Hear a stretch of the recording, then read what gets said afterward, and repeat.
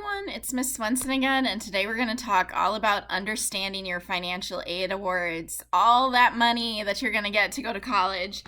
So, to jump in, we're going to start with a review of the different types of financial aid. We're going to go over how you read a financial aid letter because it is not the most clear-cut process in the world. And then we're going to talk about a tool that is available to you on Google Classroom as an assignment, your financial aid tracker.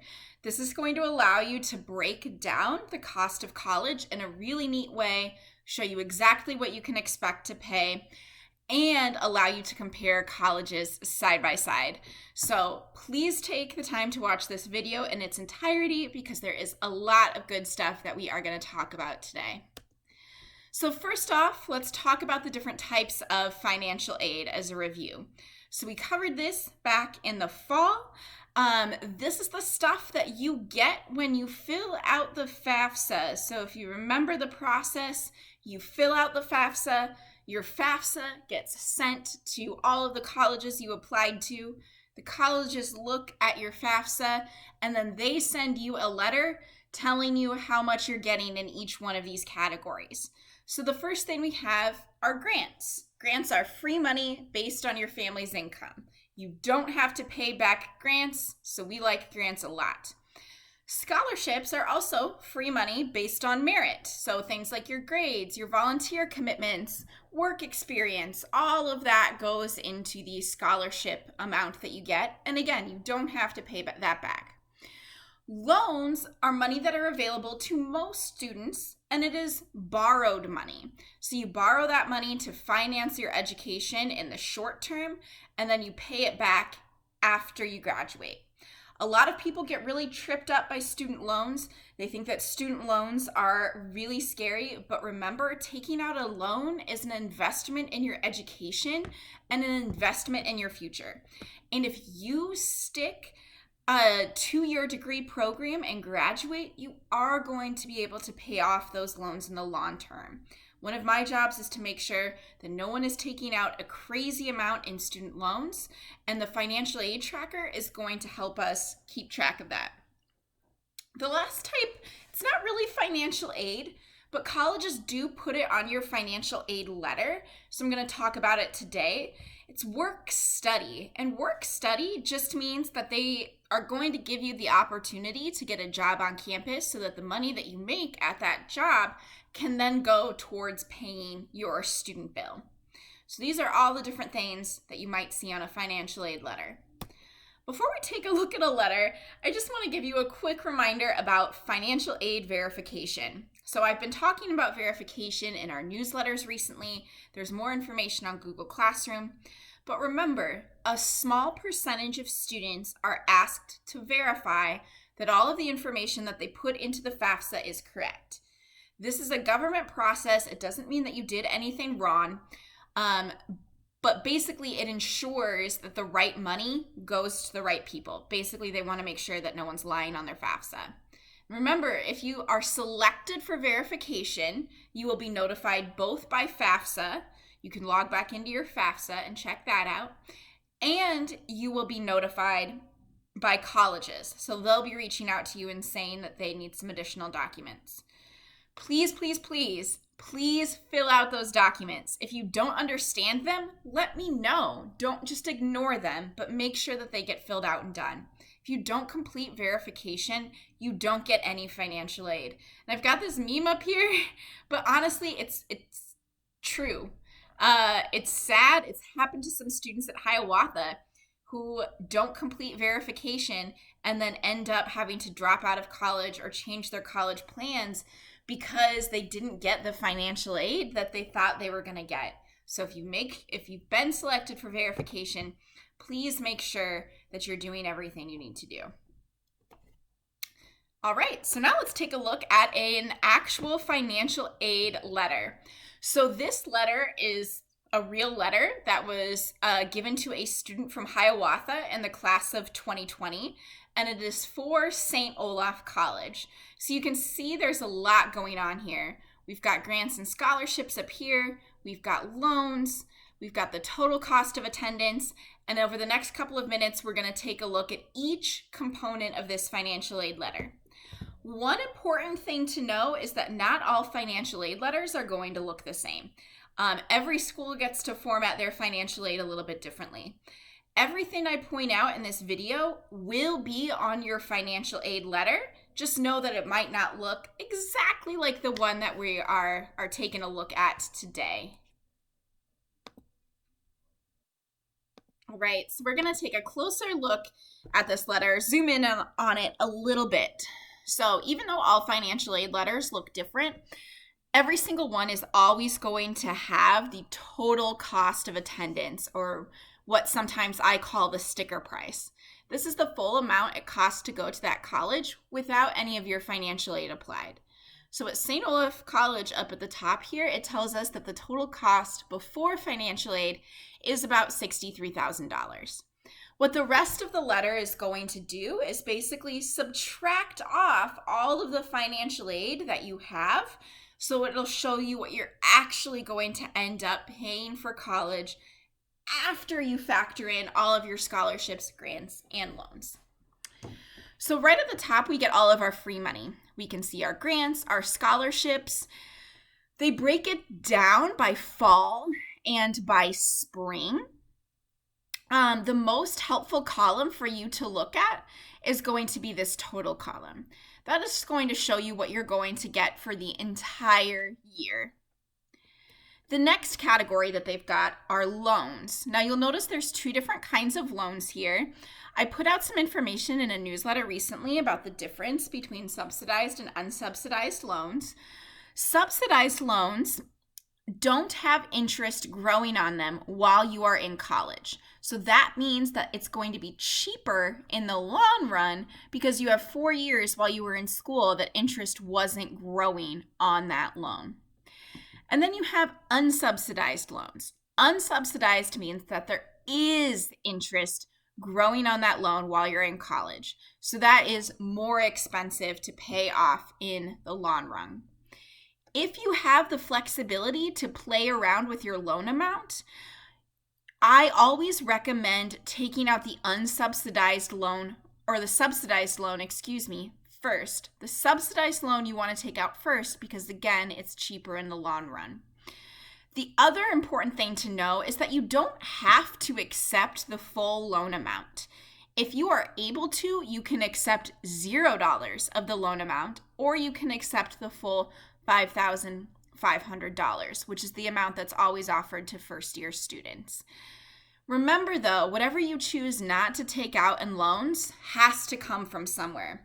So if we go back to this page, you'll notice that this tells us what our scholarship, or what our price is going to be after grants and scholarships are applied. So that's about $9,000. Adding in those loans reduces the total cost of attending St. Olaf down to about $3,500. That's a huge difference. And without taking out those loans, you would have to come up with that $5,500 from somewhere else. So that's what I'm talking about when I say that loans can be a really useful way to help you finance your education and invest in yourself.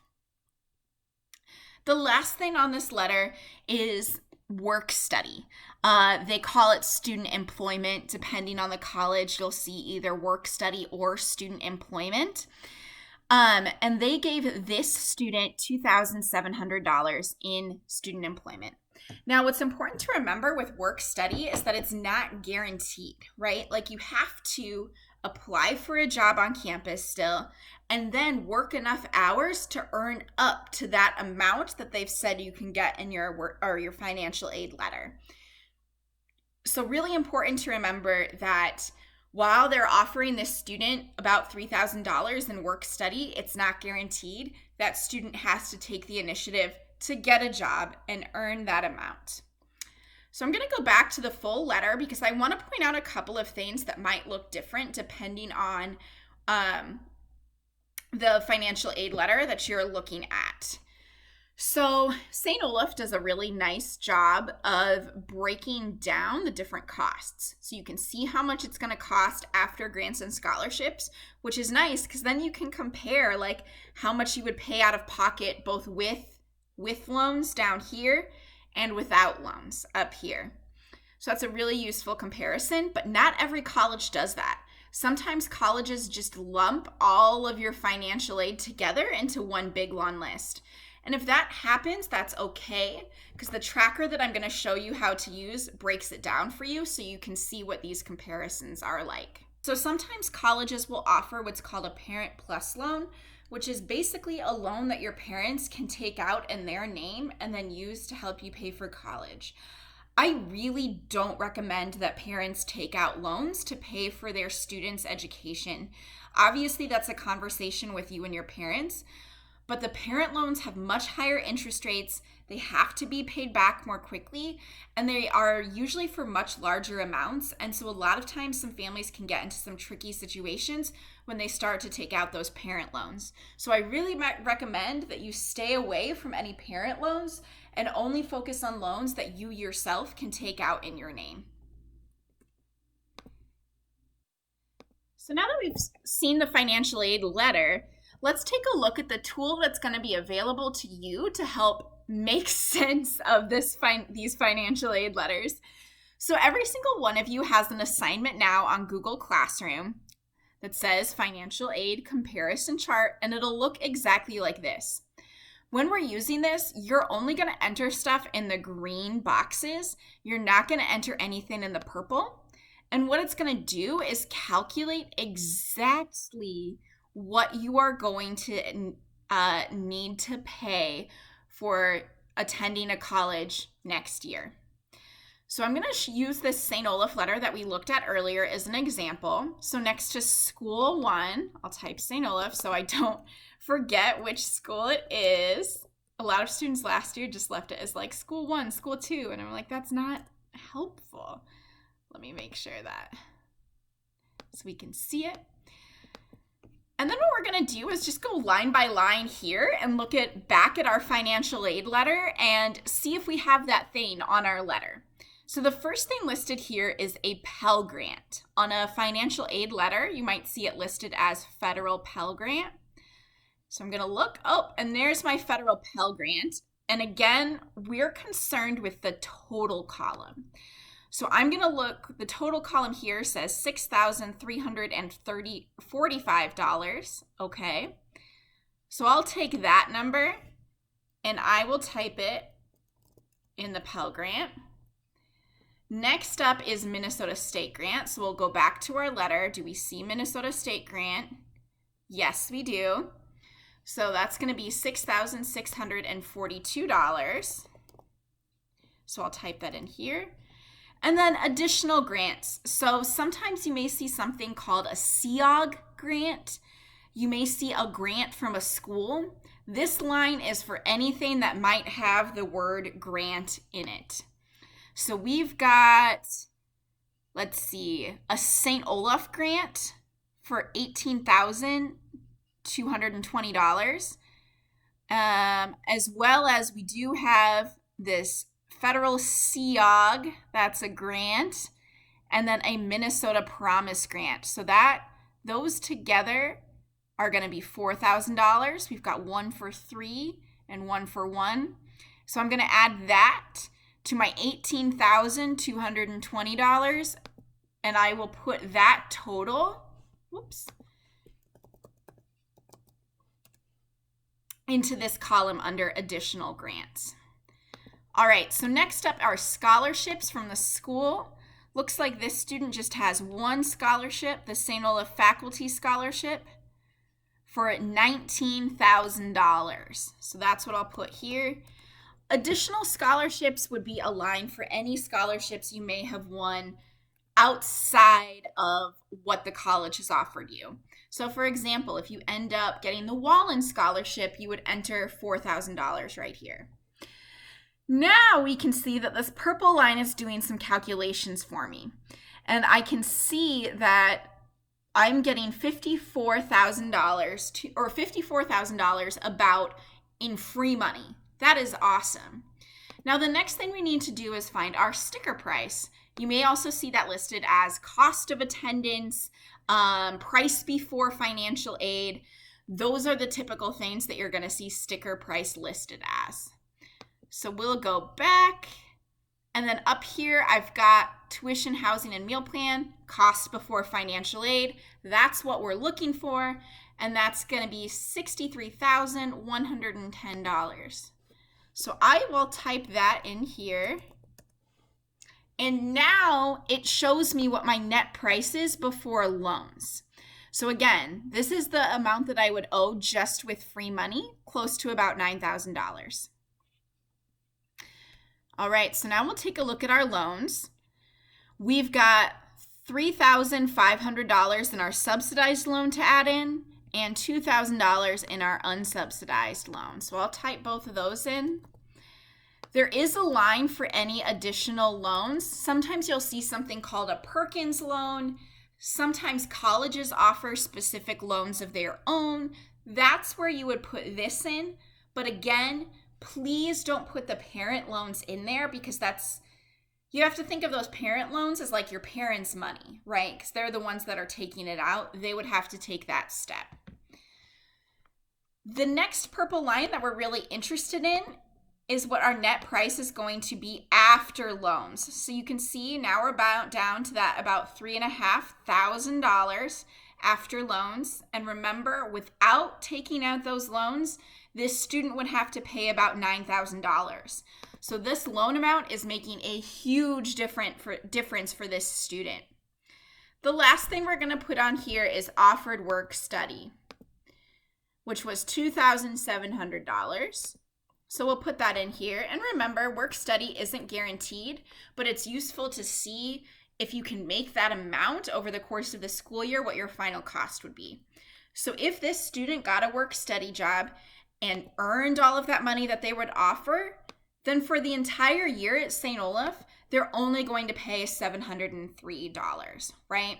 So we went from owing $63,000, and then through the magic of financial aid, have taken it down to $703.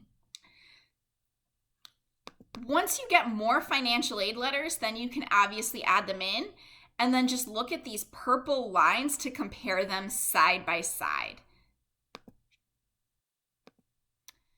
So that was your crash course in reading and understanding financial aid letters, and then also using your own financial aid tracker so that you can compare schools for yourself side by side. Couple of reminders before we go today. First of all, every letter looks different. Some of them are easier to read than others. I think Augsburg has the easiest to read. I think Mankato has the most difficult to read. It looks like it was typed on some old-fashioned typewriter. It's kind of insane. So if you're ever intimidated by a letter, please send me a picture of it and I can help you interpret it. And on that note, I'm always available to help you fill out your financial aid tracker. So if you don't get it or you don't understand it, please make sure you're reaching out to me and I can help you figure it out and help you understand. This is going to be an assignment in Google Classroom, so you are going to have a due date on it. That due date will be May 1st when you have to make your college decision. And so in between now and May 1st, I would love to meet with every single one of you so we can talk a little bit about what your financial aid comparison is looking for. And lastly, this is a tool for you. This is a way for you to keep track of the multiple financial aid letters that you're going to be using and to figure out which college is going to be your most affordable option. It's an assignment in Google Classroom. Please take advantage of it. This is so useful and one of the most important steps in figuring out where you want to go to college and understanding how much it's going to cost you. That's it. I hope this was helpful, and please reach out with any questions that you may have.